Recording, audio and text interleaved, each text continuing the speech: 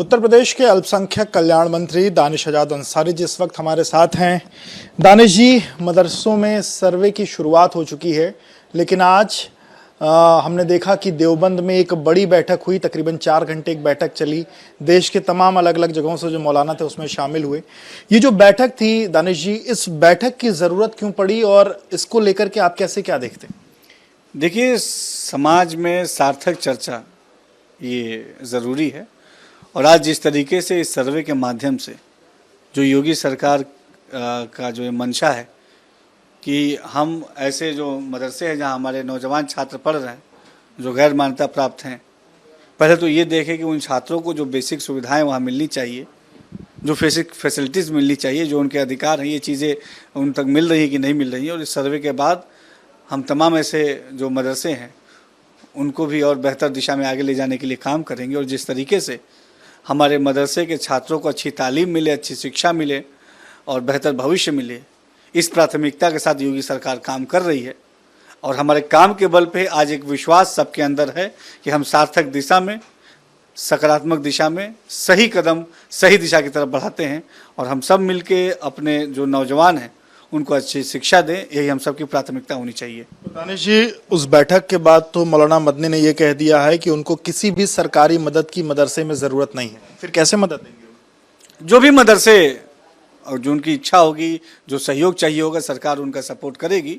हमारी सरकार, योगी सरकार, सार्थक मन से सकारात्मक दिशा में चलने वाली सरकार है और हमने हमेशा हमारे नौजवानों की अच्छे शिक्षा के लिए, अच्छे रोजगार के लिए कदम उठाए हैं, कार्य किए हैं। और हमारे प्रयासों से ही आज लगातार हमारे नौजवानों को अच्छी शिक्षा, बेहतर भविष्य मिल रहा है। मदरसा एजुकेशन में आप देखिए कि दीनी तालीम के साथ साथ दीनी तालीम में हमने कहीं कोई छेड़छाड़ या कोई बदलाव नहीं किया।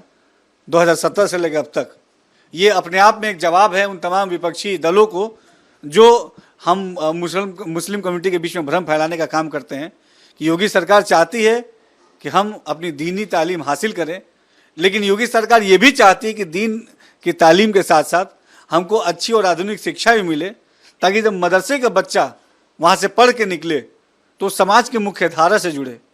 क्योंकि उन मदरसों में एक आम मुसलमान परिवार का बच्चा पढ़ता है जो आर्थिक रूप से उतना सक्षम नहीं है कि जो बड़े इंस्टीट्यूट में अपने बच्चों को पढ़ाए।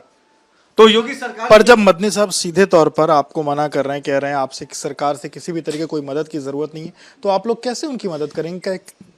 देखिए, जो भी मदरसे जो इच्छुक होंगे सरकार उनकी मदद करेगी। ऐसे गैर मान्यता प्राप्त जो भी मदरसे इच्छुक होंगे सरकार उनकी मदद करेगी। और सरकार अपने मान्यता प्राप्त मदरसों के माध्यम से भी लगातार अच्छी शिक्षा धरातल तक पहुंचाने का काम करती है। तो हम सब मिलजुल के एक सार्थक भविष्य का निर्माण करें, इसी प्राथमिकता के साथ हम सबको कार्य करना है। दानिश जी, हमने देखा तकरीबन 16,000 से ज़्यादा ऐसे मदरसे हैं जो गैर उस तरीके से हैं, और अगर उसमें मान लीजिए कि तमाम ऐसे मदरसे हैं जो आपसे मदद की गुहार नहीं लगाते हैं, मदद नहीं लेते हैं, तो वहाँ पर जो बच्चे पढ़ रहे हैं उनकी शिक्षा की स्थिति कैसे बदलेगी? वो बच्चों को जब उनका जो भविष्य है वो कैसे संवरेगा? देखिए, सरकार लगातार अलग अलग छात्रवृत्ति के स्कीम्स के माध्यम से, स्कॉलरशिप जो स्कीम्स है उसके माध्यम से, और अलग अलग जो हमारे नई रोशनी, नई उड़ान, सीखो कमाओ, कौशल विकास, ये तमाम योजनाएं हैं जिसका सीधा लाभ उन छात्रों तक पहुंचाना सुनिश्चित करती है। तो हम तमाम जगह अपने नौजवानों को अच्छे अवसर मिले, इसके लिए काम कर रहे हैं। और जो भी सरकार की क्षमता है, सरकार लगातार अपने क्षमता के अनुरूप सकारात्मक दिशा में काम कर रही है। और हमारे नौजवानों को कोई आपसे मदद लेना ही नहीं चाह रहा, उनको कैसे देंगे? ठीक है, जो भाई देखिए, बहुत ऐसे संस्था भी है जो सीधे संपर्क में है और जो चाहते हैं कि वो वहाँ पे कौशल विकास चलाएं, वो अलग अलग जो सरकार की स्कीम्स हैं वो चलाएं। तो जो तमाम ऐसे लोग जो आगे बढ़ के आ रहे हैं, सरकार उनके साथ आगे बढ़ेगी और हम सब मिलजुल के अपने बच्चों को अच्छी शिक्षा, ये हमारा लक्ष्य है, इस लक्ष्य को पूरा करेंगे। क्या जो आपके साथ नहीं जुड़ेंगे उनके ऊपर कोई कार्रवाई होगी या उनको बंद किया जाए? क्योंकि उनका ये कहना है कि जितनी भी मस्जिदें हैं, अलग अलग मस्जिदों में जो मदरसे हैं वो चलते हैं, तो वो वहाँ पर जो बच्चे शिक्षा ग्रहण कर रहे हैं उनकी क्या आने वाले समय में स्थिति होगी? वहाँ के मदरसे क्या वैसे ही चलते रहेंगे? उन पर रोक लगेगी? उनके लिए क्या योजना? देखिए, हम ये क्यों मानते हैं कि सर्वे किसी प्रतिबंध को लाने के लिए या किसी रोक को लागू करने के लिए है? आज तो ये सब मान रहा है, सबकी तरफ से आवाज़ आ रही कि सर्वे सकारात्मक दिशा में चल रहा है, सकारात्मक सोच के साथ चल रहा है। तो निश्चित तौर पे हम मदरसों के ढांचे को और मजबूत करने का काम कर रहे हैं। और इस सर्वे के बाद से जो भी सकारात्मक चीज़ सरकार की तरफ से अगर हमको पहल करनी चाहिए, सरकार निश्चित तौर पे उसको आगे बढ़ाने का काम करेगी। एक चीज़ हमने देखी सर, पिछले दिनों अमेठी में एक मदरसा था, उस पर बुलडोजर चला, आसाम में एक मदरसे पर बुलडोजर चला, तो लोगों के अंदर एक भ्रम है कि क्या जो मदरसे जो मानक के अनुरूप नहीं है उन पर बुलडोजर चल सकता है। क्या ऐसी कोई योजना है सरकार की मदरसों पर बुलडोजर की? देखिए, सरकार का कहीं कोई मंशा ना कहीं कोई इरादा है कि मदरसों पर बुलडोजर चले। मदरसे के ढांचों को और मजबूत करने का ये इरादा ये सरकार का है और इसी इरादे पे सरकार काम कर रही है। आप देखिए कि मदरसों को मेन स्ट्रीम से जोड़ने का काम ये योगी सरकार ने किया। दीनी तालीम के साथ साथ आधुनिक शिक्षा भी मदरसों में मिले, ताकि मदरसों में जो पढ़ रहा बच्चा है उसको ज़्यादा लाभ मिले, वहाँ और भी बच्चे पढ़ने जाएं, उसको और प्रचारित प्रसारित करने का काम ये योगी सरकार ने किया।